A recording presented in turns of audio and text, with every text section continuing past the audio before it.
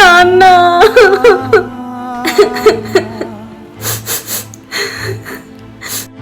నాన్న నేనే తప్పు చేయలేదు నాన్న.